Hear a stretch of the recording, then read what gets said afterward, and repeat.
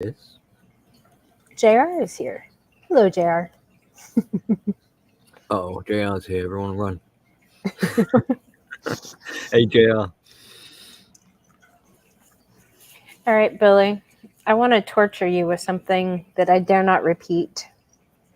I've been, you know how like you can see something and you don't exactly know what it is, but you know it's really fucked up. Yeah. You Like, start seeing a running pattern of behaviors or something. yeah, Theme or something. yeah, yeah. When I look at a lot of these crazy bitches and how they, like, especially the feminist type, and how they're constantly going after men and emotionally terrorizing them. Like, we've dissected videos where it just had like a pleasurable Mhm.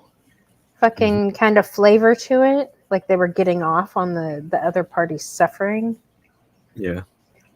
Well, I came across a bit in this Nora Vincent book, Voluntary Madness, where she describes something very sadistic and rapey towards men.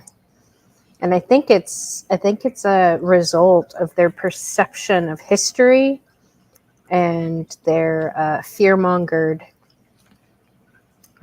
terror. I don't know what you would call it. I call it emotional terrorism that these feminists do to these other women when they tell them really scary stories of in-depth shit that's happened in the past or whatever, and try to claim that everyone was like that and this is how things were when it really wasn't true. I think it causes a reaction in them that is completely unnatural. Like a feedback loop. Kinda. It's like compensatory. Like, okay, here's this story about all the bad white men in the past and what they did. It's like these feminists then feel the urge to double down, and so that's when it gets really fucking sick and twisted. Yeah. I mean, there's actually not to take off into too big of a tangent, but you see that in race culture as well, where you have black people talking about slavery, and they overlook the fact that there were white slaves as well. Right. Oh, but Billy, their slavery was worse. Yeah. Right. Yeah. Um,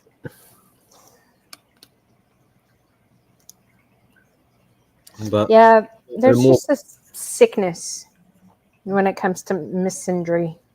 Yeah, I think what will help us to look at it as a kind of phenomena is Mhm. if we step back and broadly describe or broadly look at what we're dealing with. Because when you talk about like um, the misery of or the satisfaction or pleasure of someone else's pain, Yeah. that could be quite multi-tiered and in multiple ways. Right. Yeah, you can have like physical abuse, emotional abuse, psychological abuse, financial abuse, a spouse withholding affection kind of abuse. So it can manifest in several different ways. But it all generally comes under the sort of umbrella of like, well, like sadism or delivering punishment or some kind of Right. pain or anguish or however we choose to look at it. Um, and then some of those people with these tendencies, it's like a spectrum of how much pleasure. I suppose like an equation is like pain or misery or suffering, um, in conjunction with where they are on the spectrum equals how much satisfaction they get out of it. Mm. Because some of them, I'm sure, like if we wanted to be a bit fair, they might enjoy someone maybe getting a parking ticket, but they wouldn't necessarily enjoy seeing this person get murdered. Filleted. but yeah, or something. Right. Yeah. Well, I want to play this for you. And they also mix in a bit of karma with it. It's like you deserve. I'm glad it Right. happened to you because some Right. sort of, like moral code has some sort of retribution or satisfaction. I already said satisfaction, but Yeah. a kind of emotional significance has been, I don't know, like what do you call it? What the black community keep going on about as well, like reparations. Right. Like, your stuff, you owe me your Right. stuff. I'm owed Right. this. Right. Yeah, there was a bit of that too. Let me see if you can hear this. Hey, she wrote it down in the thought bubble above the stick figure's head. No, it's not, Not very really. loud. It sounds like muttering. Do I want Wonder if I can log in on the computer.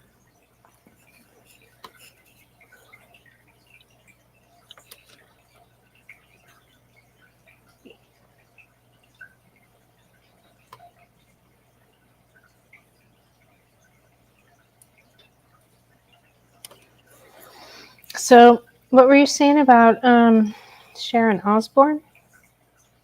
Oh, there are clips out there. Well, when you were bringing this topic up, the just reminded, like, gave me flashback or whatever. I remember seeing a clip. I think she was on like a women's panel. I'm not sure what kind of chat show it was, but they were taking pleasure out of talking about men being abused in sort of violent ways. So she was not alone when she was getting excited at the sound of, or the idea of, a man's penis being put into a blender and whizzing around. And she was like, "Oh, just imagine it spinning in there, being chopped up into pieces." And she's all giddy and excited. Ugh. But the other women on the panel also were like, backing, or like, like cheering her on. See, that's weird to me. And they're obviously like, they're so in the emotional kind of ecstasy of like, and childish sort of giggly about it, like they have Right. no realization of what they're saying, let alone on a public platform, being presumably, I think it's being televised, Right. as it's like nonchalant, like, this is hilarious. Right. And Right. I'm sure a Yeah. lot of guys listening, their testicles are just got up into their body, Oh, like, hide me. wow. I already warned you this was going to be torture. It was torture for me to listen to it the first time, but trigger warnings. Okay, let's see if this works. and said, as she had in group, "What's the thought?" Can you hear that? Yeah, much better. Okay. This time I wasn't going to varnish my answer. "Do I want to fuck you?" I said. She turned and furrowed her brow. When she saw my face, she said, "You're serious, aren't you?" "Yes," I said. "I'm not messing around. That's what's in my head." She needed confirmation. "Every time you meet someone, you consider whether or not you want to have sex with them?" "Pretty much. I mean, I usually discard the idea pretty quickly, but it crosses my mind." She let out a big breath. "Okay."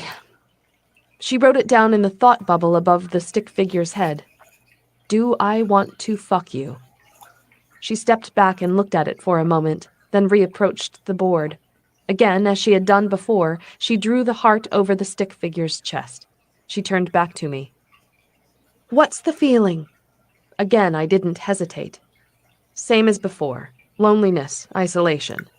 She wrote these down inside the heart. Turning again, she asked, "Anything else?" "Emptiness." She wrote this, paused. "Anything else?" I listened for what would come through, trying to go deeper, trying to let a very old part of my brain speak to me, translate some hidden code into a concept and then corral it into a word. Then it came. Hard. Unexpectedly hard. I spat the word rudely, surprising myself. Hate. She made an expression of interest, and then wrote that word in caps, larger than the rest. Hate. I felt a prick of rage, hot and pointed in my chest, and then a wave spreading from the point of entry. You know the drill, Carol said, drawing arrows out from the heart. Now what's the behavior? The behavior that comes from loneliness? That was easy enough. Seduction, I said. Pause. Then the behavior that comes from emptiness? Again, easy enough. Predation. Pause. And the behavior that comes from hate? That was not going to be easy at all. Could I admit this? Could I own it? It was coming anyway. The channel was too open to stop it. 4 letters, 1 syllable. Hate's other shoe dropping. Wait for it? Yes. Yes, there it was, on the tongue, the tip of the tongue, then in the back of the mouth, bursting forward, barking into the room. Rape! There. Done. Criminal intent. On the board, in the open, declared. Carol took it well, considering, but I felt the need to clarify, so I added, men, not women. As if this made it somehow better. But it was true. I'd had pretty violent fantasies about raping men. Always people who royally deserved it, mind you. Terrorists, rapists, child abusers, that sort of thing. In the fantasy, I'm always a prisoner of theirs, usually in the terrorist fantasy, and they've had me for weeks, starving me, torturing me. At some point, I break free, or more likely I'm liberated in some trade or forced hostage relinquishment. There's always a big crowd of people waiting behind a fence when my captors bring me out, as if the transfer had been brokered and the meeting point revealed. When one of the captors brings me out for the trade in front of the crowd, I turn on him with a hidden weapon, always a bat or a bludgeon of some kind. That, or I relieve him of his weapon in a stunning martial arts move right out of a Quentin Tarantino movie. I bang his head against the pavement a few times to subdue him, and then I tie his hands behind his back. Then I get him face down on the ground, grab a fistful of his hair, and pull back his head so that I can spit my words right into his sweaty, ugly face. Then I say something cringe-inducingly trite but satisfying like, "My friend, you picked the wrong girl on the wrong day." Then I yank down his pants, still clutching his hair and pulling back his head as far as it will go, and then I shove my dry fist up his ass, or as much of it as will fit, and as I'm ripping up his insides, I say, "This is how rape feels." The world is watching this, mind you. CNN and Fox have it live, even if they're blurring out the fisting, and the crowd is either roaring or stunned into silence. I can't decide which. Either way, this act is being seen, recorded, both on film and in the minds of every onlooker. It exists. It will be burned into memory and this man's flesh. If a woman rapes a man in a clearing and everyone's there to hear it, see it, and taste it, does it make a sound, a sight, a meal? Does it register? Does it constitute payback for every private, silent, secret rape in the world? I don't know. Maybe it's just payback for one. And that's enough. And there you have it. The subconscious at work, plucking scenes from bad movies and making a dream world of retribution. The poorly written script of my fantasy that plays over and over in my head and has been for as long as I can remember. Usually when I'm listening to raucous music on my iPod while I'm riding on the Stairmaster at the gym, or when I'm gritting my teeth to the cracking point in my sleep.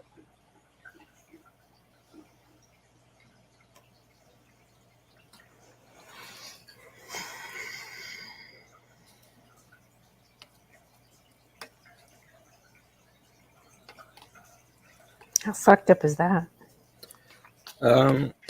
It's fucked up, but it's also at the same time kind of pathetic, really. The memoirs of someone who is highly disturbed, but Oh, yeah. at Well, the same This is the same feminist who tried to do 2 years living as a man, to see about this male privilege. She lasted 18 months. I guess recently she did an assisted suicide thing. And a lot of people were trying to spin it like, oh, living as a man caused her to commit suicide. But in this book, she's been suicidal since This, college, this is brother Nick. since her feminist indoctrination. Oh, Yes. right. Yeah. So she's been fucked up this whole time. Interesting to hear. I jotted down a couple of points because I don't want to forget them. The first sort of point was how she's describing rape as something meaning to her far more than just the simple act of rape. Right. So it's the significance, what it symbolizes, and how it's going to make her feel. There's much more of a necessity about it in a way. Right. And then the way it's described in this glorified Hollywood movie style Right. adaptation, Right. which is why I'm saying, like, we can't really take it seriously because this is someone's basically their imagination just running amok. And even if they were to get their wish, the opportunity to rape, it would not go down how this would be Right. portrayed. Right. So we're not in the world of any possible reality here. We're in no hold bars fantasy, and she was also adding that the worst, like she was just describing her victim as he would need to be a scumbag. He would have to be Right. basically implying that the worse he is, the better she will feel about herself in a way. A lot of this is generally going to be, like, from the psychological point of view, it's going to be not so much about the victims, it's all about her selfishness, her perspective, her fantasy, her delusion. He is just merely providing an outlet for it to play out like a story, like this movie. So there's a narrative, that there's a beginning, middle, and an end. The beginning is she's a victim. The middle is her fight for character building, be it a rapist, but never mind that in a way. But it's still, this is what's going to define her, to be liberated, to get her power back and control. So that's the bulk, that's the main part of your story. And then the conclusion will be the sort of victorious, she has been risen, she's the phoenix rising from the fire. Mentions about, now you'll know what it feels like to be raped. Right. I don't know if she was actually raped in real life, or if she feels as though she has been raped and feels as though that this is the manner in which she was raped. But then if we look at how feelings are facts for these sort of people, Right. you can see that it's the inner workings of that person's mind is just a mess, and they can't even distinguish. So she did mention in her book that she was molested as a child, but she doesn't even remember it. So Right.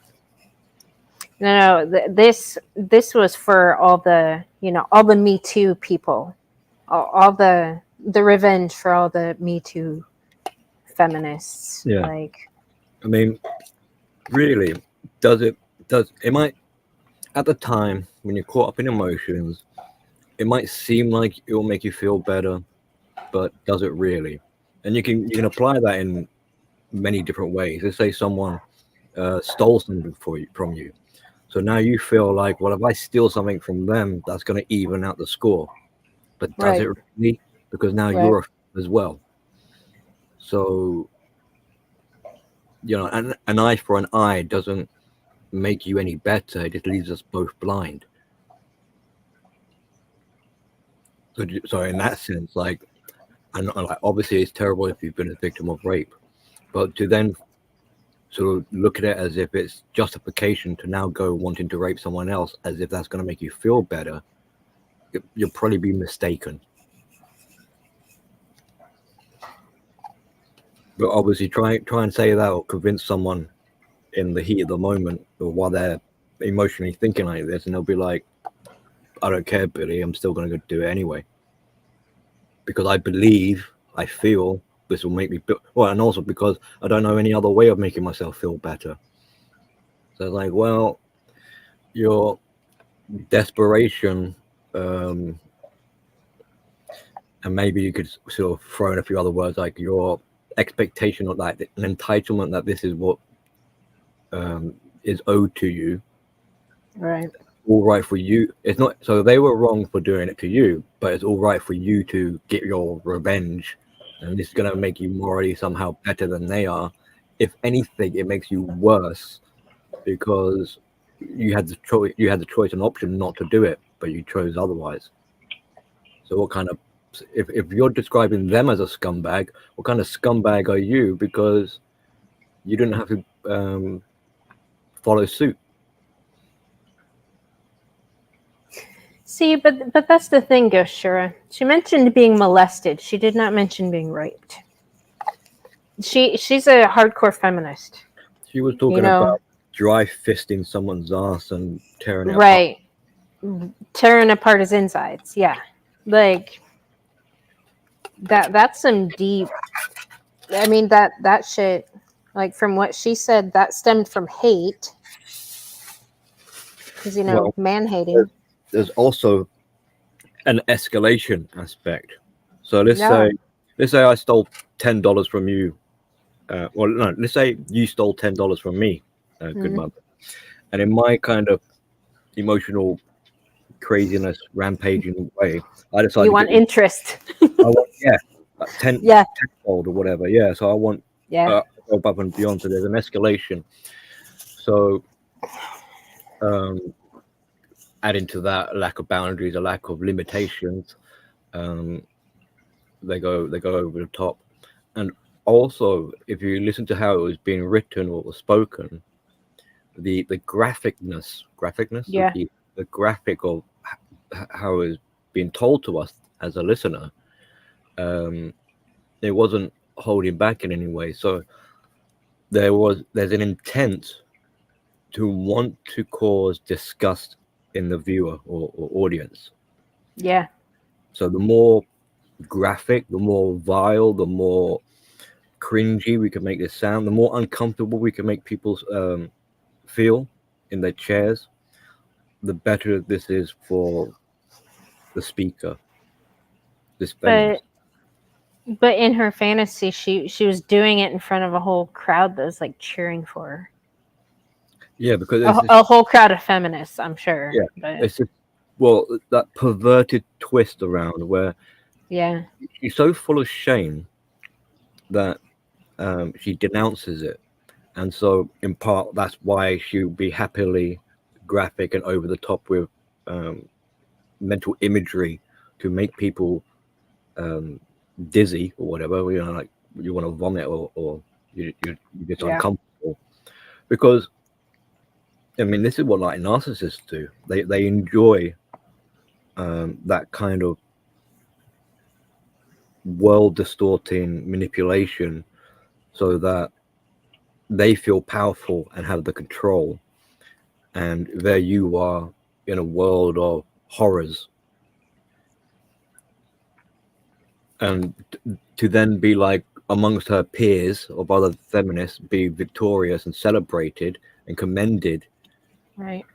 Again, it's part of that like narrative, that storyline where she's gone from victim in her mind, gone through this middle section of proving her worth and building her self-esteem and getting her revenge and getting morals or being righteous indignation, and then victorious at the end. Like she didn't say, like, there was no acknowledgement that her actions shouldn't be looked down upon. She was justified, and this is meant to be celebrated. Right. You know, it'd be different if she's like I was a victim originally, and I recognize an eye for an eye is bad, but I don't give a damn anymore. I'm going to do it anyway, and I accept the punishments to come from it because I know it's not acceptable and it's bad behavior. Yeah. Now, her conclusion was like, no, no, she's a heroine somehow. Right. Yeah, she was very fucking disturbed. I mean, she's a radical lesbian feminist, so The thing is, I kind of put them all in the same category.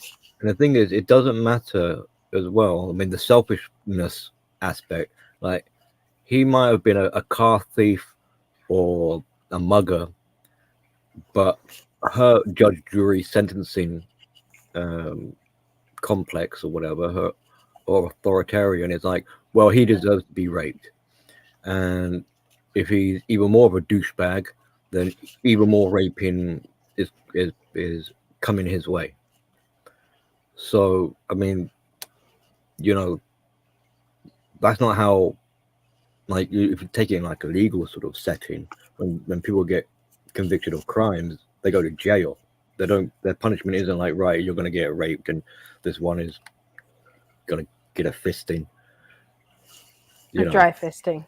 right? So she's not talking in the sense of like, I want to get my revenge in terms of a penalty, a fine is going to be imposed. I don't want money. I don't want Right. incarceration. Right. I don't want being exiled. No, what I want is I want to do the act of raping, and then what does that signify? What's the value? Why would someone? I mean, it's almost like a little bit of a separate topic. Like, what does the symbolism of raping? Why do people do these sort of acts? What do they get out of it? Right. You know, Isn't it a power control thing? Oh yeah. Yeah. Humiliating the other person, taking something, like taking their soul or essence, you know, destroying them. So things like that. So it's more than just a punitive action that she wants to do. It's not like she wants to rape men because she wants to get some sort of sense of justice. No, she wants those aspects of controlling, destroying their soul, scarring them. Just it's like, no pun intended, but like deep stuff. Yeah. But again, above and beyond, no limits, and she feels that they owe it to her. So a real kind of savage, worse than a sort of vampire in a way, worse than maybe even, it's on that kind of satanic level. It's like something you expect the devil to want to do. Like, I want your heart and your soul and your mind and everything that pertains to who you are, and I want to take that innocence from you, even if you are a bit of a criminal. I mean, people do bad things, you know, but Right. I want to take any shred of innocence or humanity from you until you are a worse than a corpse, worse than just like a non-entity. You have been a disemboweled Right. person or whatever. See, I just like those. I would just like those people to disappear.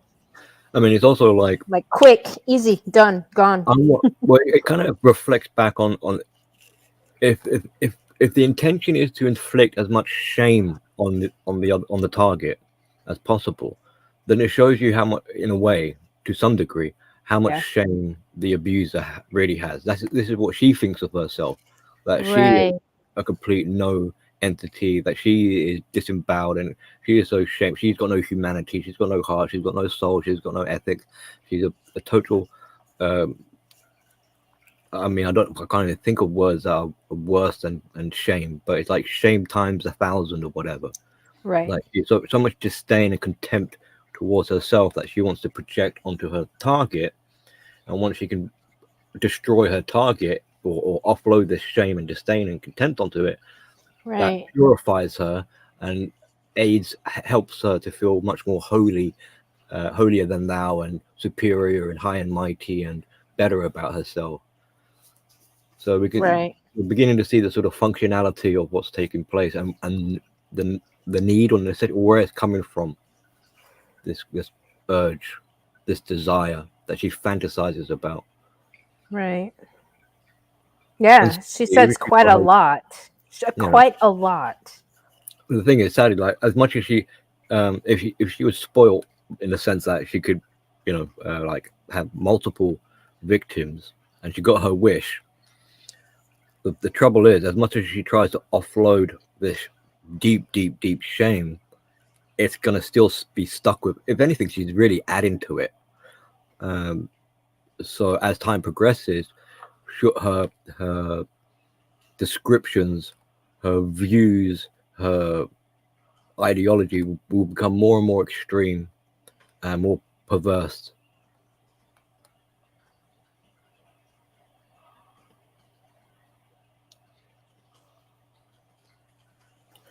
Yeah, it was pretty fucking disturbing. I don't know. It just reminded me, because I have a few of these crazy bitches and how they just love fucking with dudes specifically. They love to get them all worked up. They love to fucking manipulate them.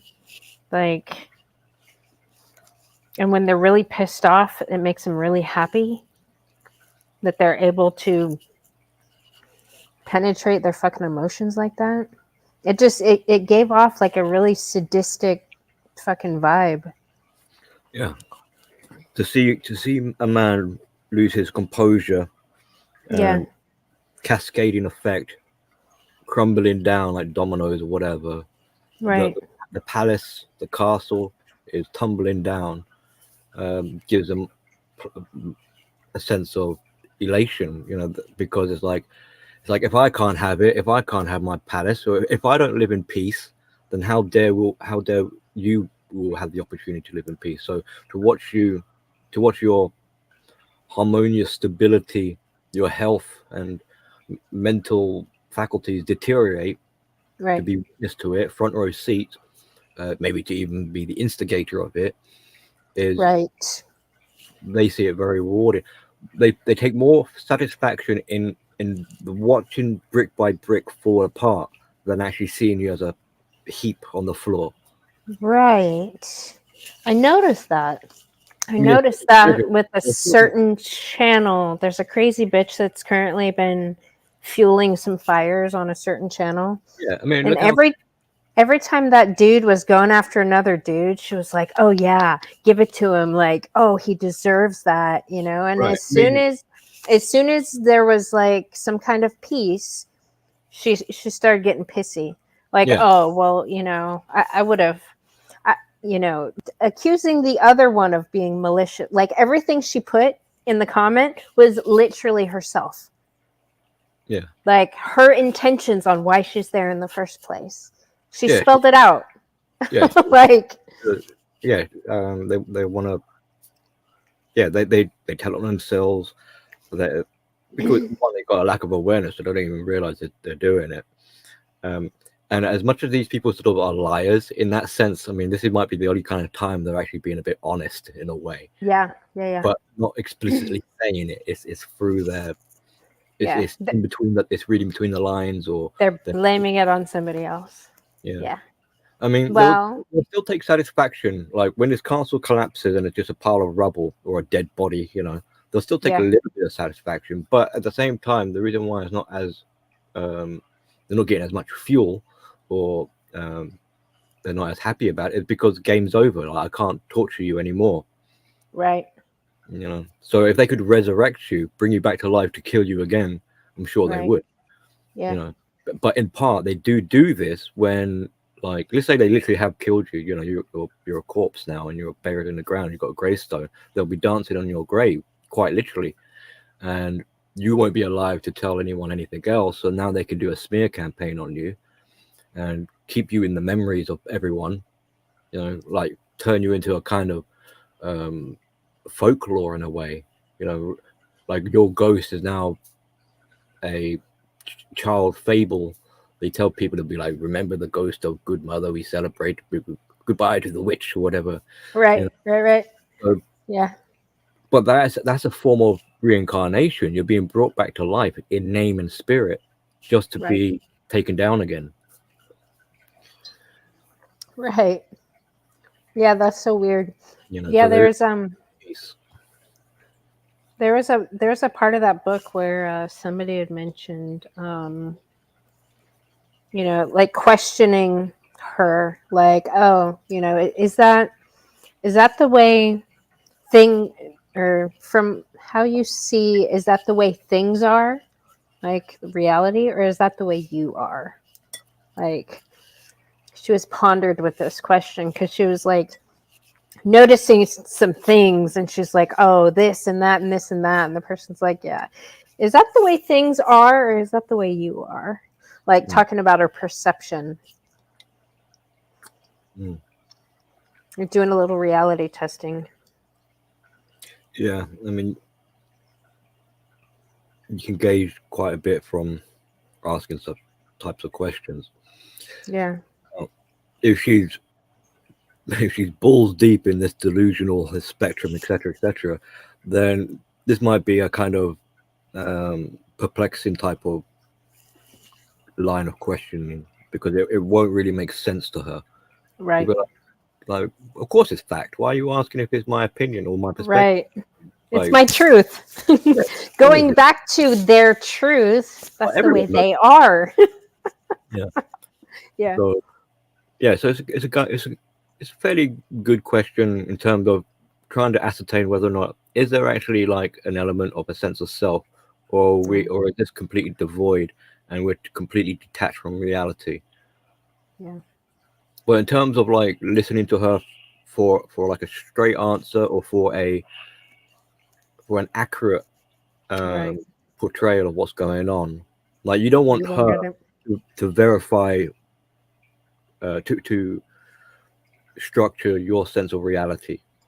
I'm sure I could have worded that a bit better, but you're not asking her, like, because otherwise she controls what you're thinking, and she'll be structuring your reality in line with hers, which is dangerous. So basically, take everything with a pinch of salt. Yeah. JR, that Elspeth Meyer bitch. She first came to my channel when I added Selma Jean Francis Phillips to the list. So she's been around for a long time. I banned her from my channel a long time ago, but she's been on every other channel, stirring the pot. So if it's dudes going after each other, she will applaud that. Or if it's people coming after me, she will applaud that. So she's a crazy bitch, though. And she goes by many, many, many names. And I have a whole fucking list of them. So tell her to fuck off. She wishes she had disciples. That's her problem. She wants to be famous. She wants, she sees herself as a goddess. She's a fucking feminist. So if people aren't obeying her, she will just assume you're a fucking enemy. If she cannot emotionally control you, i.e. applaud your really shitty behavior and get you to do more of it, then you're not going to be very useful to her. Yeah. Very similar. So. Yeah, Elspeth Meyer, aka Selma Jean Francis Phillips. So she recently uploaded a video saying, what was it? LA Film School. She has a bunch of Me Too shit in the works. Yeah, she's an old feminist. She's what, 62, 63? She's been in college since a year before I was fucking born. So the amount of student debt behind that crazy bitch, I'm sure, is huge. But she lives in her fucking car. So she's online all day, every day, causing problems. So I try to warn people. They want to give her little hearts and, feel good when she's stroking their fucking ego, they can go ahead. But I'm done fucking warning people that they're playing with fire. So.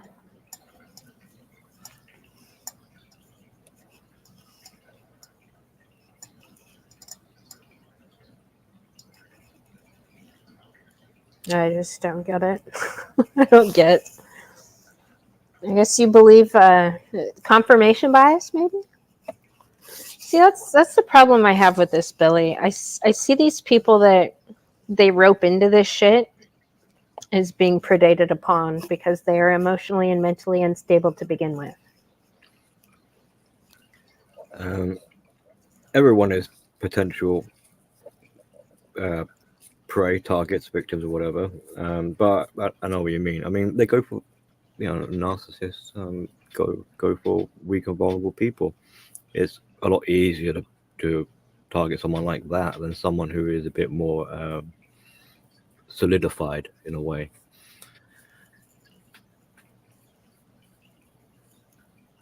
But it doesn't mean just because you got health and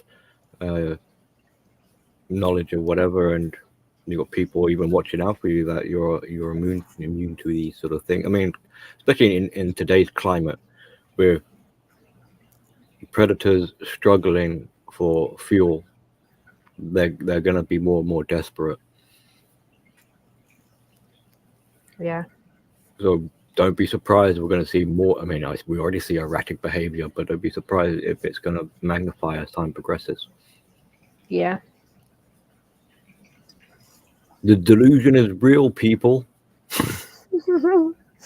Yeah, JR, all the crazy bitches are on the same wavelength. So, yeah. Elspeth Meyer.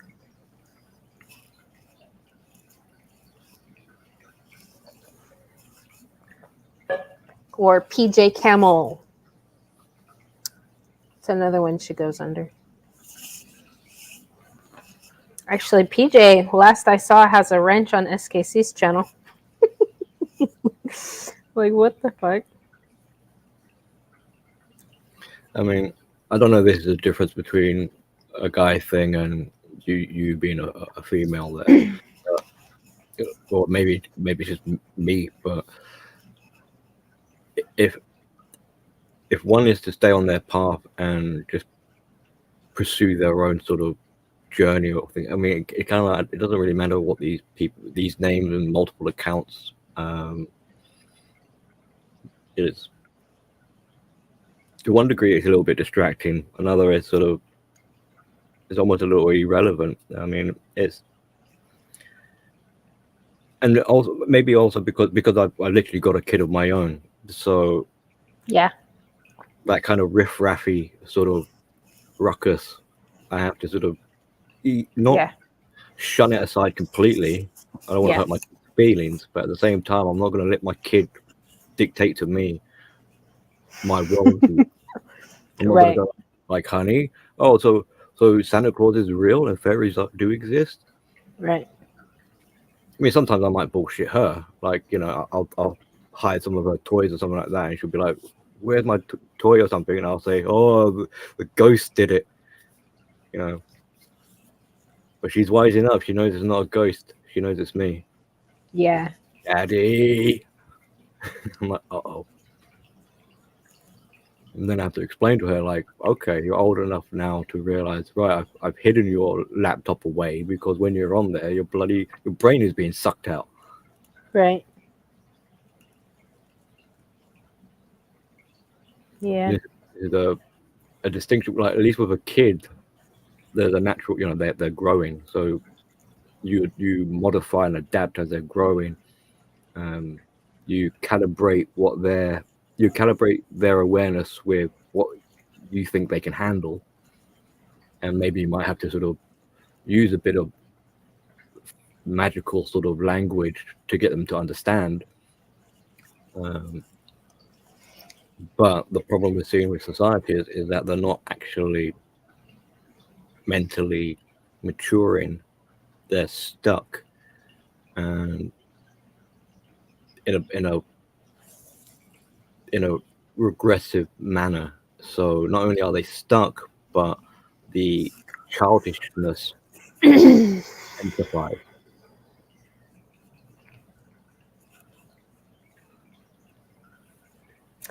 You know, That's why I describe it a little bit as like their diapers get bigger and so do their shit.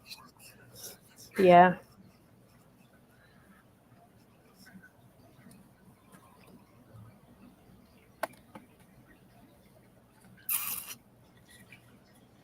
Yeah. Speaking of shits, I got an answer to my question. And then another provocation. So,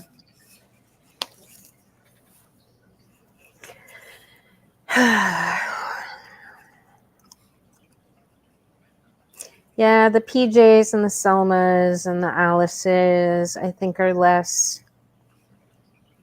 I mean, the guys would typically know to stay away from those. It's the white knights that actually white knight for them. I That see JR's comment where he says PJ went after Bandit. I mean, yeah, as long as people are able to, they've got this, like they've got their boundaries, they've got their resilience, they got their sanity, etc. Then really there's not much to worry about. I mean, yes, I know it's a bit upsetting if there's someone that you care for, or a friend or a relative, and you see them being sucked into the mind infection, yeah, and you want to help. I mean, that's another sort of conversation, but I mean, like, there's not much you can really do about that.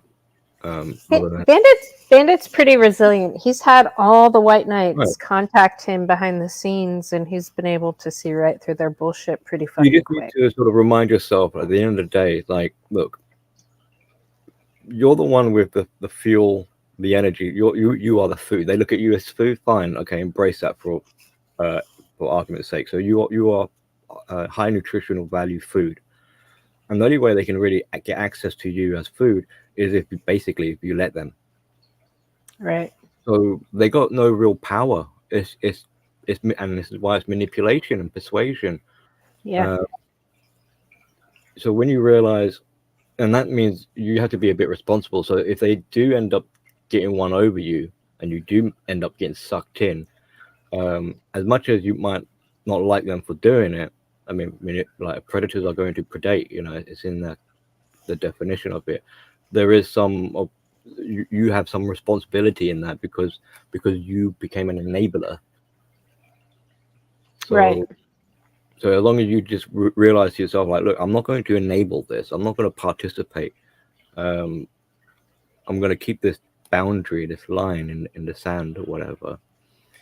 Then there's not really, as much as they want to scream, demand, have a hissy fit, meltdowns, banging on the door, you're going to have to get a thick skin in a way and sort of not really be interested in it. Yeah. And quite often it kind of backfires anyway. Like, they had a couple of pot shots at me. What was it recently? Like, wannabe psychologist. It's like, okay.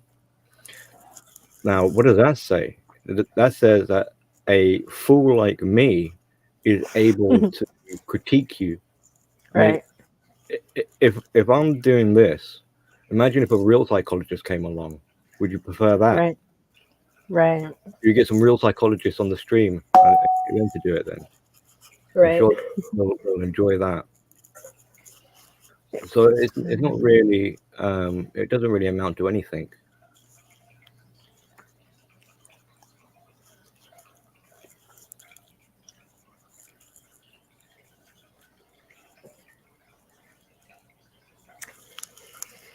Yeah.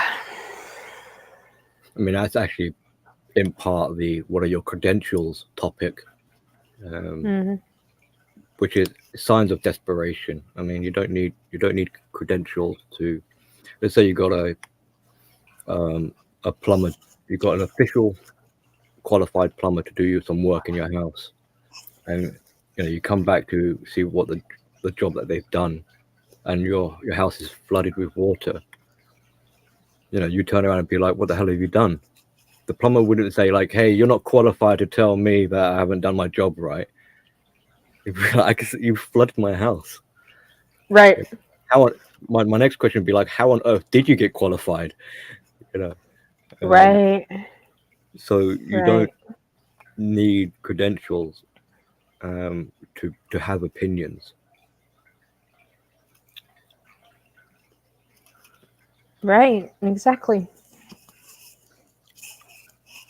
I mean, how many times, here would be a fun one, how many times have people gone to the supermarket, you've bought something, and you've been shortchanged? Did the cashier and you say, hey, I think I've been shortchanged here. Did the cashier turn to you and say, have you got any credentials in mathematics? Right. Right. Right.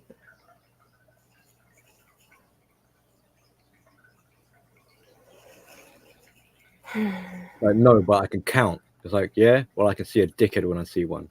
Yes. Complete fucking crazy bitch infected dickhead who wants to fight and lie.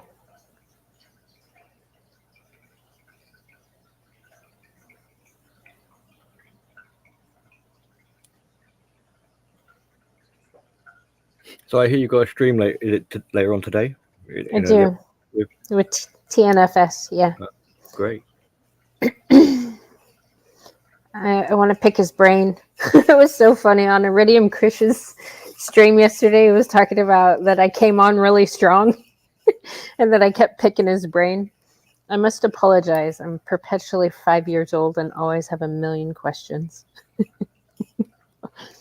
Hello, Outlaw. Well, curiosity and the desire to, asking questions Yeah. and childlike questions. And listen, I was going to add this in, like, into like a mentoring skit or whatever. Yeah. Like, where some of this, so like, if you want to call it like insight or my perspective when it comes to like philosophy, etc., comes from my parenting with my kid, actually. Yeah. So instead of thanking me, you guys and girls out there, you can actually thank a lot of this in part to my kid, because and bearing in mind she's autistic, so when I communicate with her, I have to break it down in a way that she can kind of understand, and I have to try and see it from her point of view. So I'm not saying that I treat all of you as if you're my autistic children, but that kind of communication skill of being able to relay ideas in a way that can be internalized, I think comes from that kind of relationship I have with her.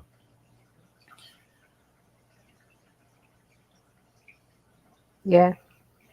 Well, parenting helps. Yeah, so I encourage like curiosity, being intrigued, wanting to know how things work, how things function, ask questions. I mean, it sounds almost childish, like the question, like why, that Why? like, why, but why, mother, but why? Yeah. Like, eventually you lose your lip, you flip out, and you get, because I fucking said so. That's why. Oh no. But why? You're like, oh no. But and it sounds almost silly, but the way I think anyway, like my own little personal viewpoint on how we discuss these conversations and what's going on with society is that we shouldn't really be applying grown-up tools to it. We should be treating them like the mental age that they are, like children. So that means we're going to have to so when trying to encourage men for self-improvement, not to sound like demeaning to them or derogatory, but to treat them a little bit like kids, like to hold their hand and walk them through some of these mental exercises so that they can derive their own conclusion and discovery. Yeah. In the same way you would a kid. It's like, I don't need to tell you, son or daughter, exactly how things work. Let's say you're trying to teach them gravity. I don't need to tell you about the principles of mass or Albert Einstein or any of that. What I can do is, like, I could pick you up and I could throw you down a flight of stairs, and there you go. There's your lesson in gravity. Figure that out. You know, Right. no, I'm not throwing my kid down the stairs, but you know. Yeah. You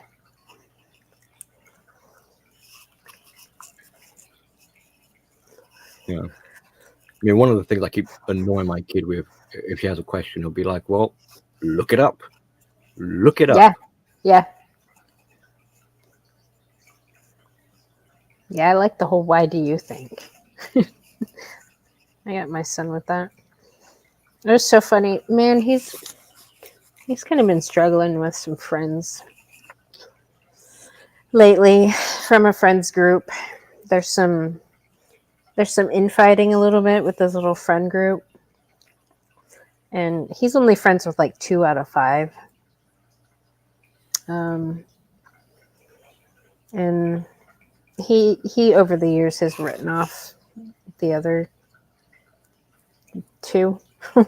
But now one of the 2 is fucking with his close friend, and he keeps backstabbing him and shit. And Cam's like, "Come on now, dude. Like, he keeps throwing you under the bus. Not cool." How much of that would you say is, I mean, you know, like everyone have falling outs as they grow and older. How much of that is sort of natural kind of? It's political, unfortunately. Right. It is one is from a 2-parent household, but it's all about the BLM shit. Right. And the other one is a single mother on welfare raised boy. Yeah, the kids today have it. It's very like unfair or pressurized on them because, like you say, the political aspect, and they're not allowed to be kids anymore. You have to your allegiance, right? Because their parents are making them be political for one, and then there's morality, conversations that have come up. I mean, when they were in 1st through 3rd grade, these things weren't even conversations. Yeah, I mean, but now that they're older, there's a lot of morality differences. Well, I mean, standard differences. We've got the Black History Month currently. So one of their kind of slogans at the school is actions, not words. And I'm thinking, what on earth? How stupid is this? Like, I get it. You want to take action because we've done enough talking, but you're quite literally telling your kids or the school children, like we want you to become radicals, extremists, like go around without any thought to start taking action because words, not words. It's like, isn't this the opposite? Like, what happened to communication? The need to be able to communicate better. What happened to like think before you act? Or like, can't we talk this out? Like civilized people? It's like, no, forget that. We don't want any talking and civilized people. No, we want barbarianism. We want to go tribalistic. We just want to just action, whatever that means. It's like, but isn't speaking up a form of action? Aren't you using words to tell me to take action and not words? So what kind of messages are you telling these kids? Yeah.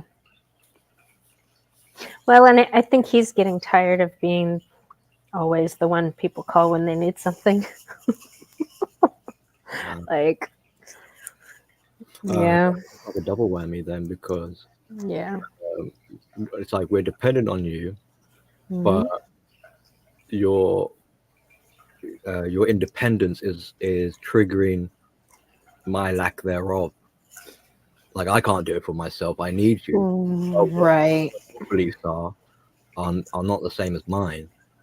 And I don't want to have to believe what you believe because that means I have to grow up and become independent. So it's like a catch-20. Yeah. And it's like what they kind of want in the end. And this is the same with like what women, sort of generally speaking, are wanting from men.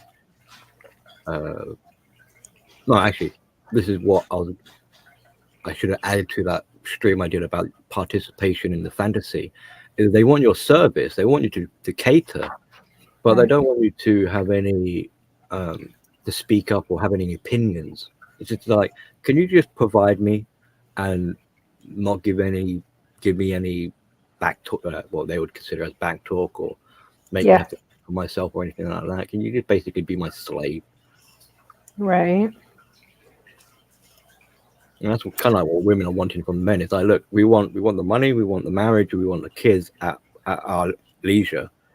But Yeah. what we don't want is basically, like, they'll say, like, you complaining. Yeah. Well, and his birthday wasn't too long ago, and he had a birthday party. So he had invited some of his friends, also some guys from work. So he was trying to tell his friends, like, how to behave at the birthday party around the people he works with. Yeah. And he was like, he told one of them, like, yeah, if you just talk less and listen more, you might learn something. Yeah. But trying to explain that to somebody who lacks self-control and discipline, and it's a weird time, I think, for him. You know, big stage in his life. Yeah. I mean, growing up with kids and growing so far apart is not fun, I think.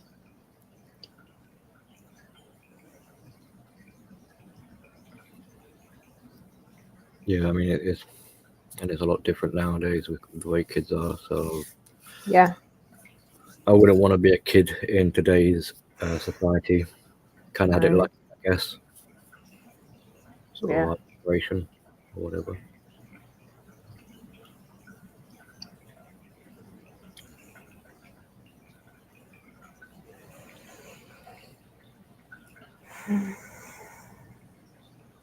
I mean, growing up in the 90s, that was a good time. 80s, 90s. Yeah. It And then was. in the noughties, it was getting a bit out of hand. It was probably getting out of hand beforehand, really, but I mean, Yeah. the cracks were beginning to show. Yeah.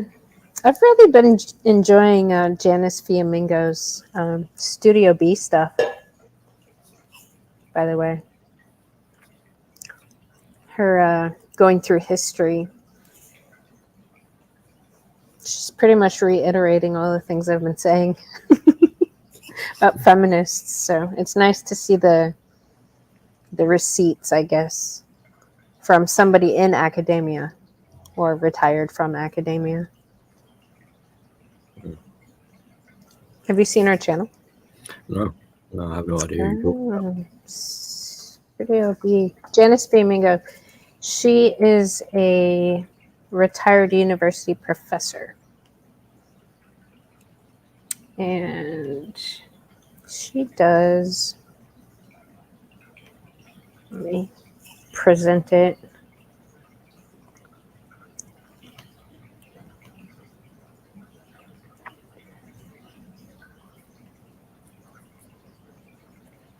Here's the link to her channel.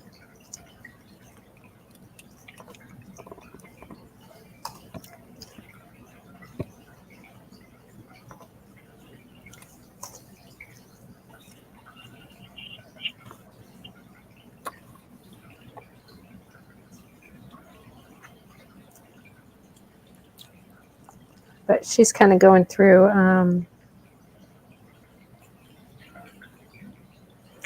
debunking a lot of feminist lies.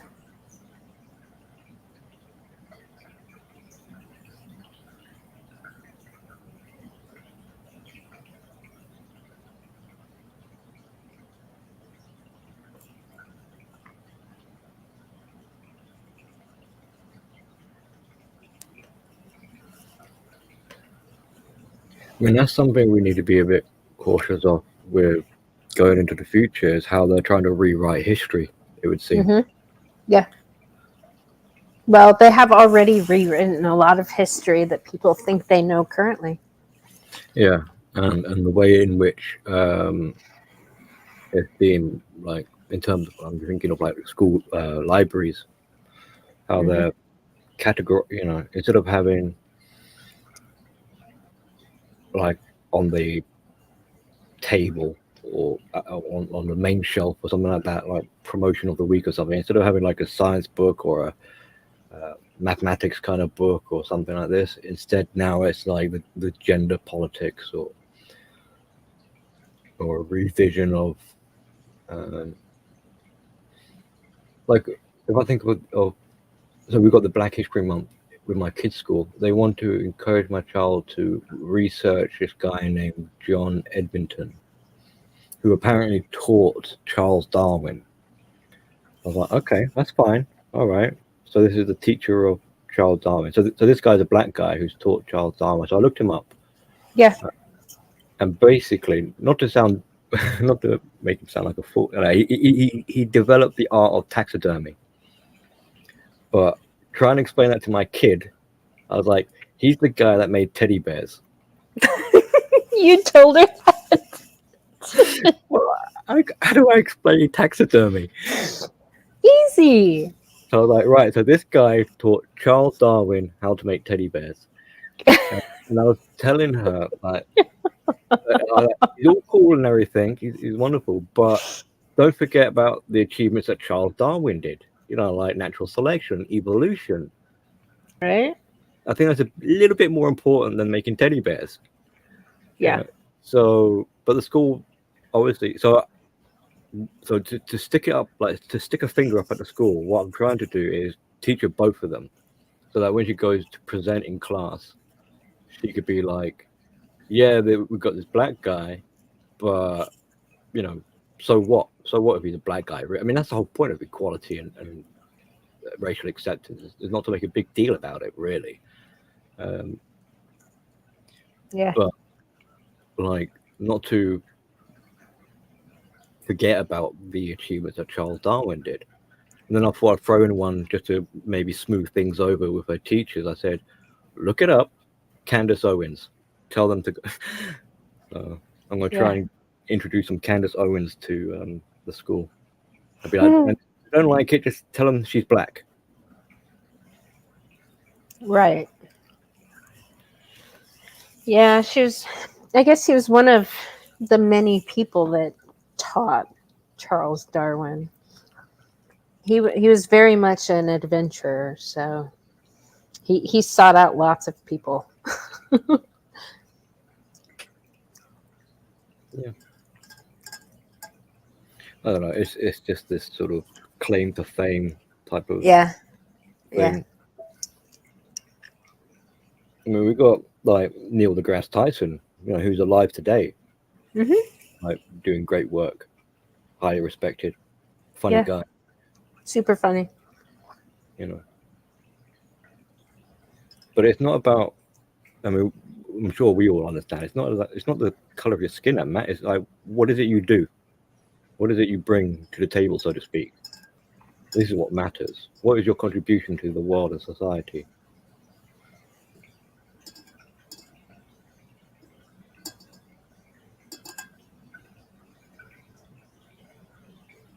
Yeah.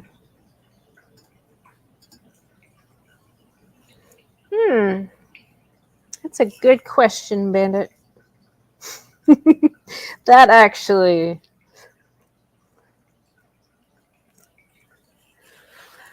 Yeah.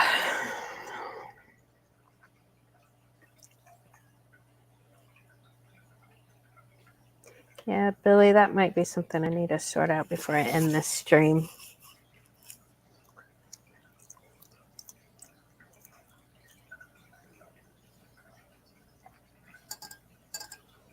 I think it's a case, so maybe to tack on to what Bandit is saying, I think it's not so much good and bad, it's everything that is now no longer attainable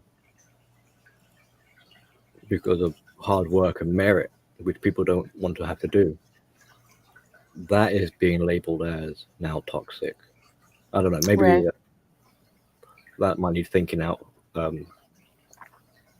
some pondering over. But we will see it as something that was once good. But from their argument, they're saying that no, this is the reason why the world is in such a mess. It's because of what we were calling good.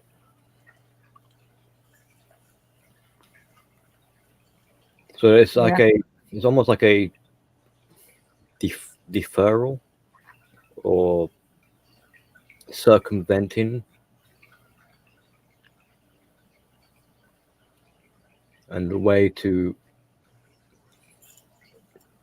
proceed in life. If they can't toe the line and do what's right and good, the only way to proceed going forward in life is to relabel the alternative path, the not so good path, and prioritize that. Right. So the functionality isn't it's virtue signaling then at the end of the day.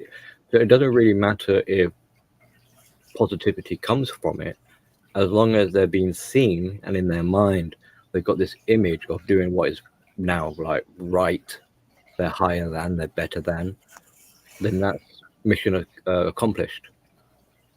It doesn't matter where the path leads. And if it does turn out to be a bad path, which it is, then to not accept that as the consequence of these actions, but to offload it and pin it onto the people who are trying to do the right thing. So then, if I can't have it, no one else can have it, sort of mentality, I suppose. So we're all losers in the end. Yeah. Manlet, you're fucked up for that, by the way. It was so big on my phone.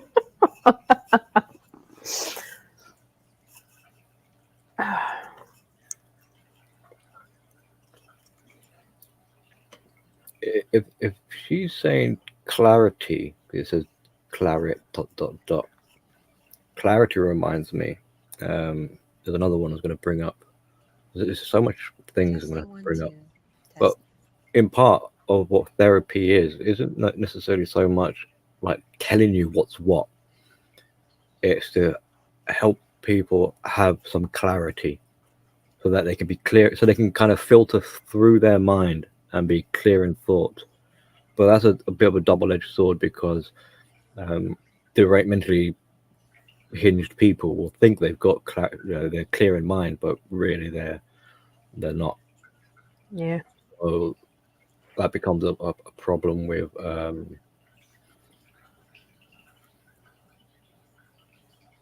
I suppose maybe the ego calling the shots. Like, don't worry, we're clear in our mind. Like, you just trust me and just do as I say, and it'll all make sense. I'm still curious what name she's going under in Shinobi's Discord. She's pretending to be a man in Shinobi's Discord. I know that. I bet she's one of the ones that keeps contacting people behind the scenes, trying to recruit them. I don't know. I'm not in Shinobi's Discord, so.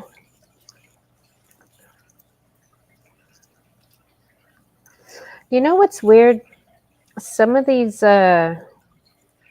emotionally terrorized dudes don't realize where that terror is coming from. Well, the ones who, if we were to like invest our energies to what kinds of people, you could spend time analyzing her. You can look at people who are in her circle, but it's like a fruitless endeavor, really. I mean, the ones that really need the help are the men, are the sort of potential food outlets. And as long as if they can, like, it sounds corny, but like if they can like level up or whatever, they can build their skills, then they can, Right. they can control themselves, like some self-control, etc. Then these predator parasites will basically starve to death. If no one's feeding them, if no one's enabling them, then they're screwed. Right. Yeah. And this is if we want to make it into like a so bring it into like a child sort of language, if you've got like a school playground, you've got bully and you've got a child being victimized, never mind trying to punish the bully, and it's not to let the bully off the hook, but if you can address, because you can punish the bully, but while you're punishing the bully, you're neglecting the crying child. So never mind the bully and instead address the crying child, and so that they can build up their fortitude, and then you won't need to follow them around anymore. And no matter what bullies in the future they may encounter, they'll now have the tools to know how to deal with it, and that kind of frees up your time to help the next child who might be crying.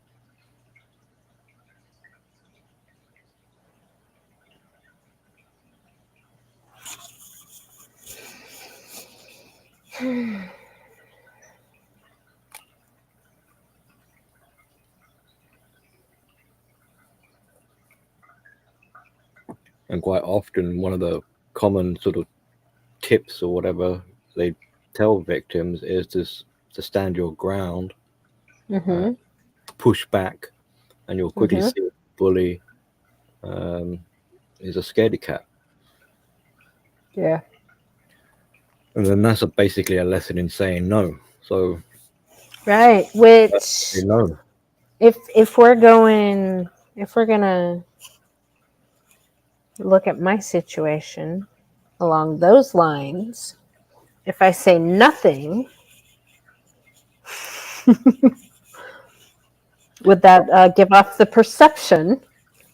Well, sometimes the person delivering the message, unfortunately, has an effect.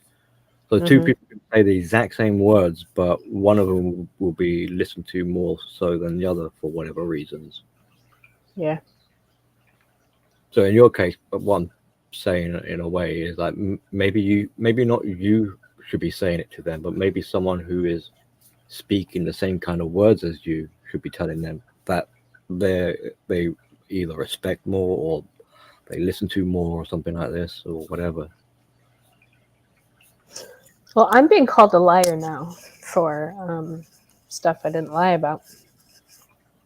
Well, an easy distinction. I mean, you're a woman, so that could be a factor in it. Like they don't want to hear something. They don't want to hear those words coming from you, but maybe from a man, they might actually take it on board a bit better. Mm.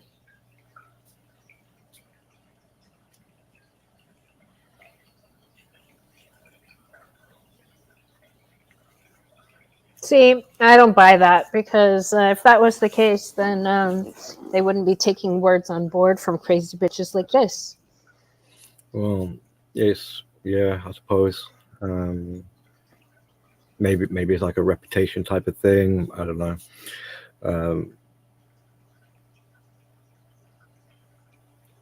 We know it's probably more likely tied into the emotional significance. I mean, if you've got you who is trying to burst their bubble, and you've got someone else who is telling them, who is idolizing them, and telling them that I got your back, I'll be your friend, and good mother is the enemy, then they get a sense of security, and they can a false sense of trust, a false sense of security. Then before any words have even been exchanged, a decision has already been made. Now you know about that, right? We make decisions before we're consciously aware that we've made decisions. You know that? They've done brain scans where with basic questions like they'll present maybe colored boxes or squares, like maybe 2 or 3 or something, like blue, red, orange, or whatever, and they'll say pick a color, and before they've even pretty much before they even ask the question, but before the test subject has chosen, the brain is already firing off, and they've proven it with brain imagery. So the brain has already chosen before the conscious mind has actually made a decision. It's like if we went out for dinner and I said, "What do we?" We're looking at the menu, and I say like, and you glance over at the menu, and I say, "So what do you want to eat?" Mhm. Before you've even given me your answer, you've already made a selection. Your brain is already like, "We're gonna have, oh, I'm gonna have whatever lasagna or something." Mm. And then what happens afterwards is um, your conscience sort of like reasons out that decision.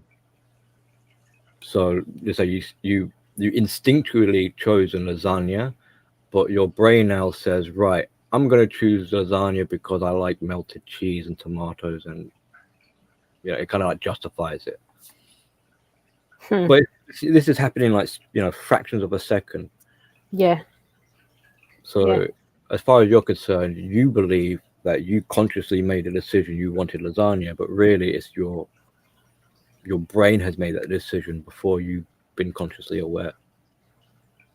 Well, my brain knows I don't like lasagna, though. Okay. Well, I mean, it's okay as long as there's enough meat in it. Well, then, in that sense, then, so it would scan through the menu and be like, right, what do I like on the menu? You Yeah. would start the lasagna and be like, well, that's a no go. I don't even need to think why it's a no go. I just automatically no go. Yeah. So that's not a conscious decision. That's like an automatic, like no. Yeah. Hmm. Which is quite a scary thing because it means that therefore, how much of life do we think we like to think of ourselves as making conscious decisions, but in truth, how much of our life is actually an automatic sort of response, and then what follows is us fooling ourselves into thinking that we've actually been consciously aware of what decisions we're making. Well, all the unconscious decisions are based on habits, right? It's patterns, predictable patterns that we've developed. I mean, we can change those unconscious habits by bringing it to the conscious, looking at it and being like, okay, I don't want to do this anymore. I'm going to do this. I'm going to make a conscious effort to retrain myself into a new pattern of behavior. And then it becomes unconscious and you just do it. Yeah. I mean, sometimes I might call it it's like driving a car when it becomes second nature. Yeah. Yeah.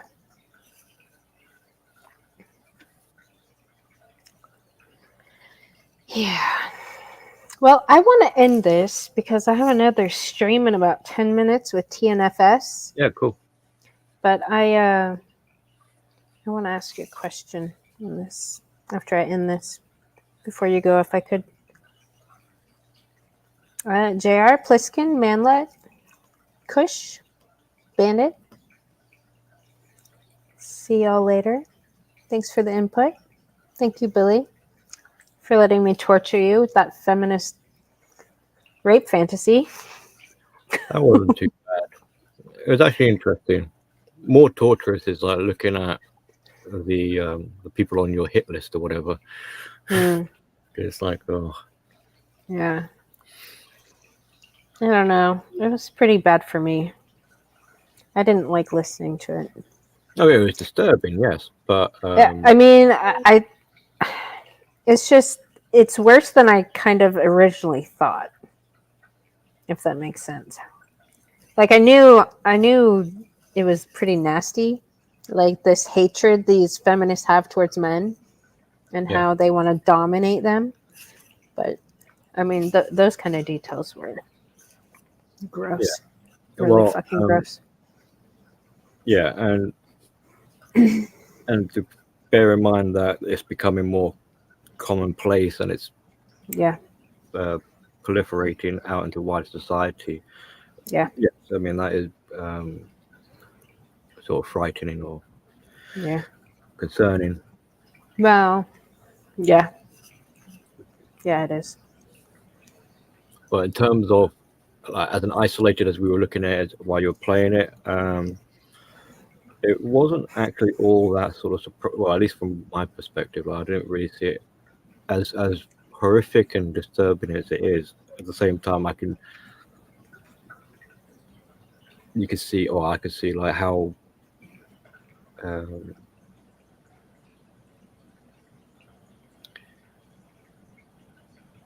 not sure what the best way of putting it is, really, like how the individual is living in too much inside their own head.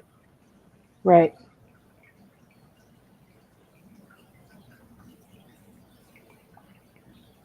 Yeah. I mean, not to sound crass, but with the vivid imagery Yeah. and the way it was being described, I mean, it was almost getting to a point of comical. Like how, I know it sounds poor taste, but Yeah. but to be that kind of batshit crazy, Yeah. like Yeah. Yeah. All right. No. I'm going to end this. Thank you, Okay. Billy. You're welcome. Hold on one second. Bye, everybody. See you later. Adios, people.